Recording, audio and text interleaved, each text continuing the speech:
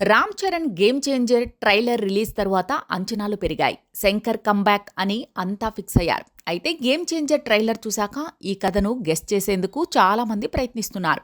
శంకర్ గత చిత్రాలైన ఒకే ఒక్కడు, శివాజీలను కలిపి తీశారని కొంతమంది కామెంట్లు చేస్తున్నారు. ఇక ఇది మెర్సల్ స్టోరీకి దగ్గరగా ఉందని అంటున్నారు. తండ్రి, ఇద్దరు కొడుకులు ఉంటారని, అలా మొత్తంగా ట్రిపుల్ రోల్ అని ఈ గేమ్ చేంజర్ను కూడా డీకోడ్ చేస్తున్నారు. సామి 2 సినిమాలా ఉంటుందని, ఐఏఎస్ అవుదామని ఐపీఎస్ అయి ఉంటాడని, ఐపీఎస్ అయ్యాక మళ్ళీ ఐఏఎస్ అవుతాడని ఇలా కథలాల్లేసుకుంటున్నారు. ఇక వారియర్ చిత్రంలో ముందుగా డాక్టర్ అయిన హీరో ఆ తరువాత పోలీస్గాను మారిపోతాడు.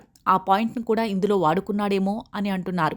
ఇలా ఎవరికి వారి కథను ఊహించుకుంటున్నారు. ఇక ట్రైలర్లో రామ్ చరణ్ను ఇన్ని డిఫరెంట్ లుక్స్లో చూడటంతో అసలు కథ ఏమై ఉంటుందా అని అంతా అనుకుంటున్నారు.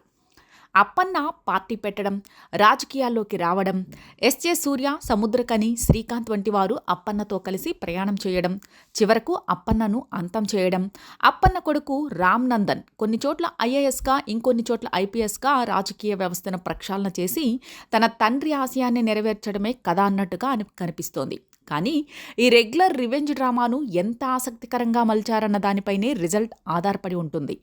ట్రైలర్ను నిశితంగా గమనిస్తుంటే ఏపీలో జరుగుతున్న బియ్యం అక్రమ రవాణా, ఇసుక మాఫియాలను కూడా ఇందులో వాడినట్టు కనిపిస్తోంది.